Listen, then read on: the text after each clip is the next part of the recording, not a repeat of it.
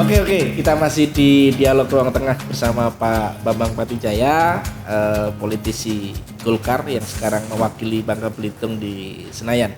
Yang ketiga sekarang, termin yang ketiga ini lebih kepada bebas lah, pesan-pesan pupung beliau pulang, pupung beliau menemui konstituen, termasuk Bangka Pos ini konstituen beliau ya. Apa sih Pak BPC pesan-pesan kemudian semangat ataupun hal baru yang bisa disampaikan oleh seorang legislator ya ke konstituennya Pak mengenai BPC? apa? Ya, apapun lah sesuai dengan komisinya Pak BPC, bidang tugasnya, atau termasuk mengenai hal-hal yang paling urgent sekarang di Bangka Belitung. Ya, sekarang salah satu permasalahan yang ada di Bangka Belitung ini adalah bagaimana kondisi perekonomian kita merosot, turun terus. Saat ini menurut data statistik BPS, Bangka Belitung ini menempati peringkat 2 terendah di jajaran provinsi-provinsi yang ada di Sumatera. Pertumbuhan ekonomi kita cuma 3, dan ini saya pikir dalam 10 tahun terakhir ini satu tren merosot yang sangat tajam. Nah, tentu kita harus bekerja sama dengan semua pihak bagaimana mencari solusi terhadap permasalahan ini. Nah, jadi perekonomian kita ini tentu saat ini ditopang oleh komoditas pertambangan timah, kemudian juga sektor perkebunannya ada lada, ada karet, ada sawit dan sebagainya. Nah, yang menjadi masalah kedua-duanya juga lagi terpuruk sekarang nih, baik itu sektor pertambangan maupun perkebunan. Nah, harapan kami ini perlu satu upaya dari pihak-pihak terkait, ini bagaimana kita bisa mencarikan solusi terhadap turunnya harga-harga komoditas ini. Terkhusus untuk lada, kami di Komisi 6, saya pribadi sudah mengusulkan dan itu berhasil, kita namanya Panja Perdagangan Komoditas. Rempah bukan?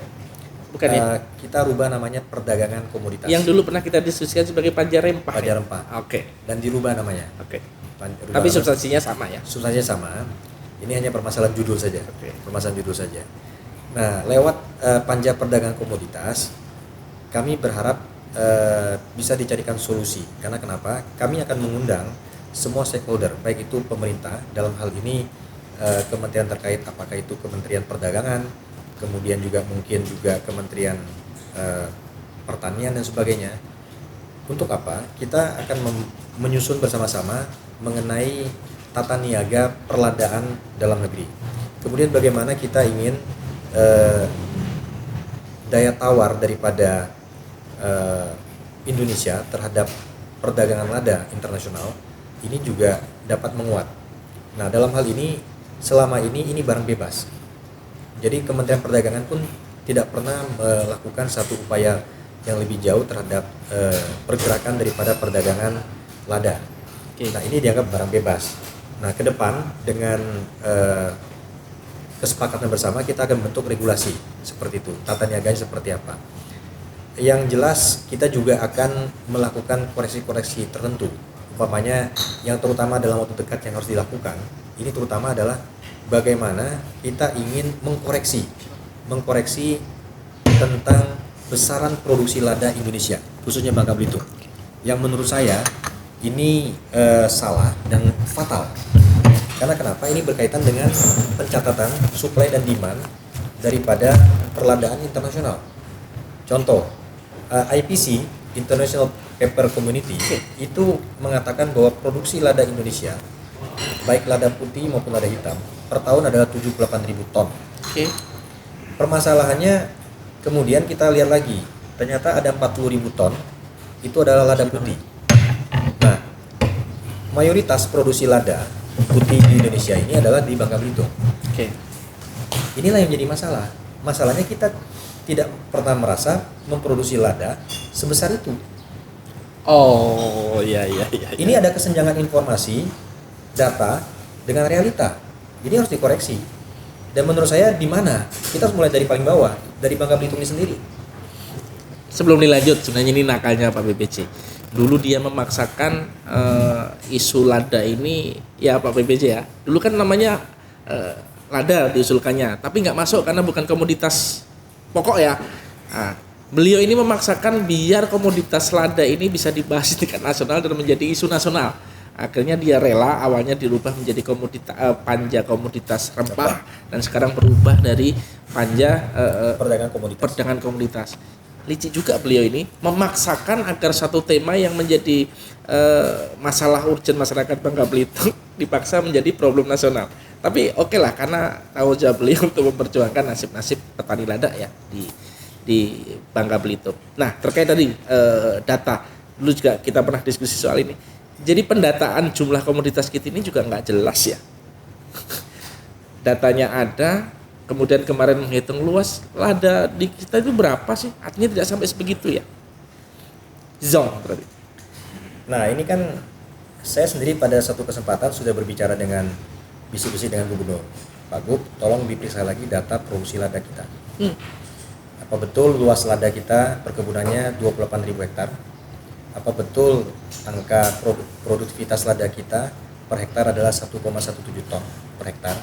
Apa betul bahwa per tahun lada produksi putih Bangka Belitung per tahun adalah 32.000 ton?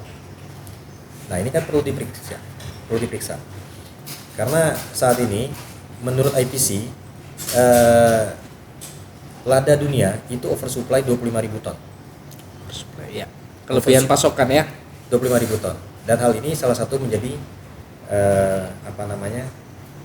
alasan bahwa kenapa murah, karena oversupply. Hukum pasar ya, supply demand ya. Iya. Tetapi ini kan hanya sekedar kertas, sekedar angka-angka. Kita harus klarifikasi ulang, kita harus cek ulang apakah betul datanya seperti itu.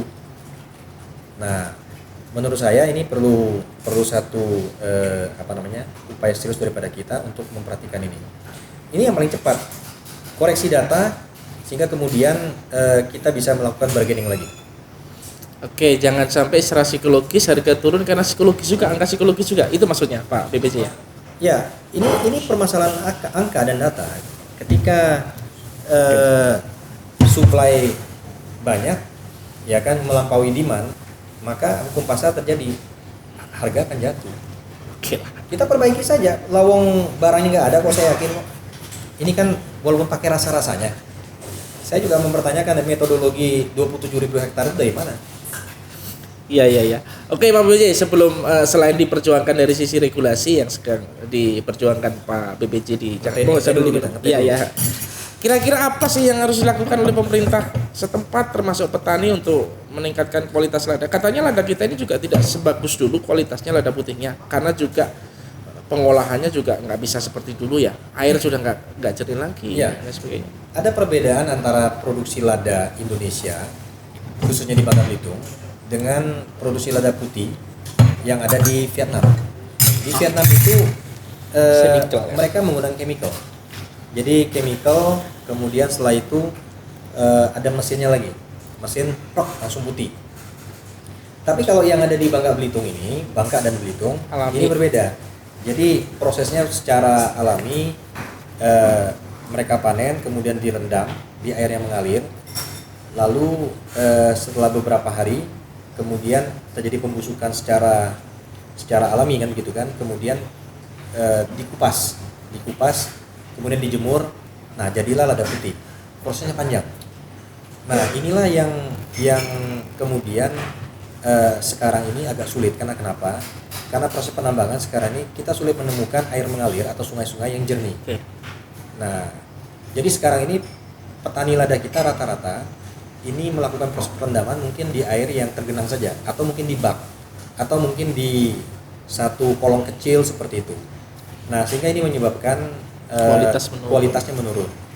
Nah, buyer-buyer internasional ketika datang mengatakan, ini karena kena bakteri inilah, kena bakteri itulah, warna kurang bagus lah, dan sebagainya. Hanya tujuannya satu, menekan harga, gitu loh.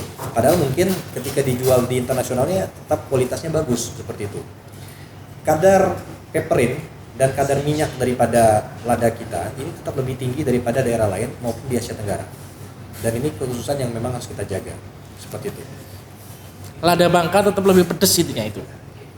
Dan brand itu juga harus diperkuat oleh pemerintah juga ya, Pak Bibis ya. Oke, kalau petani dengan harga yang bikin putus asa ini, apa yang harus dilakukan? Atau ada pihak lain yang memang harus mengangkat ini, misalnya packaging juga nggak pernah bagus ya kita ini.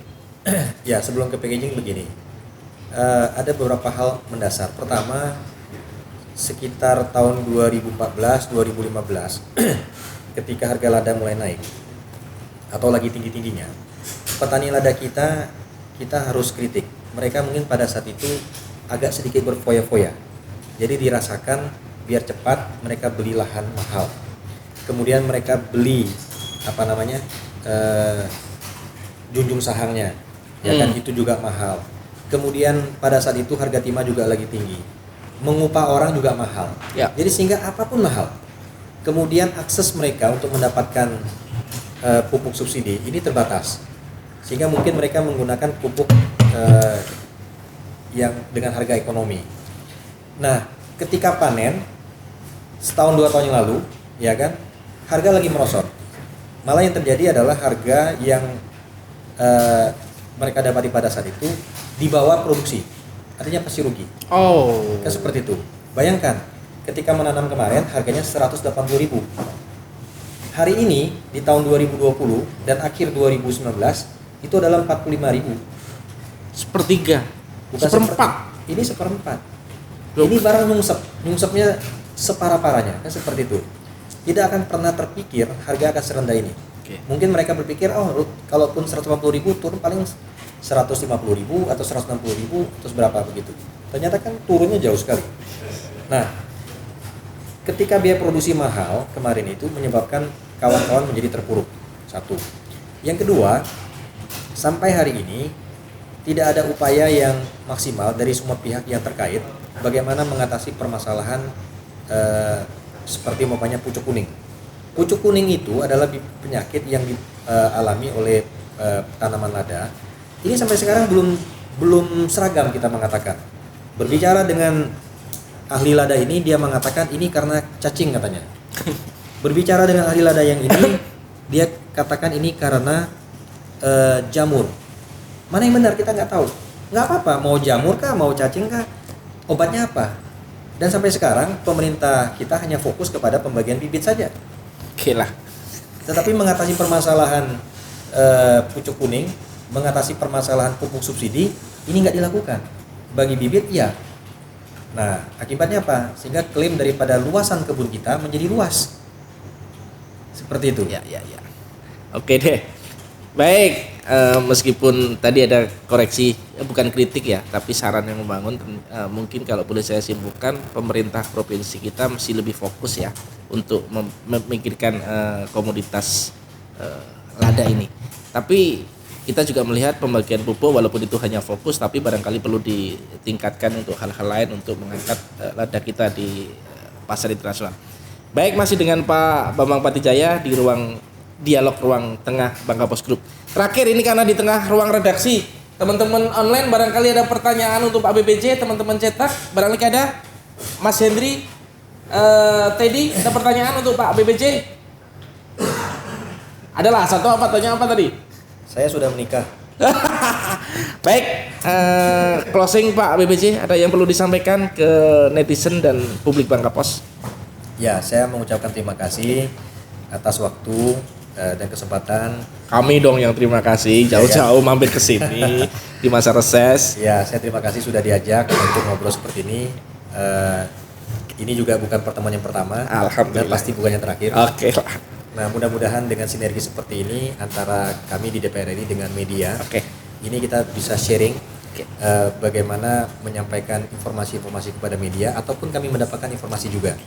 Nah, mudah-mudahan dengan kerjasama seperti ini kita bisa bersama-sama ikut berkontribusi di dalam menyelesaikan permasalahan-permasalahan di masyarakat, dan tentunya ini kita bisa ikut andil dalam bersama-sama membangun Bangka Belitung.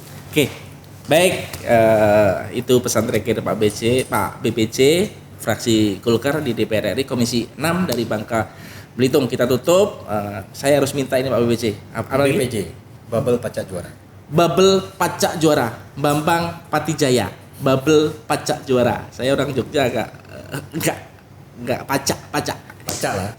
Oke, kita tutup dialog ruang tengah kali ini bersama Pak BPJ Bubble Pacak Juara di dialog ruang tengah. Bangka Pos. Terima kasih semuanya. Oke.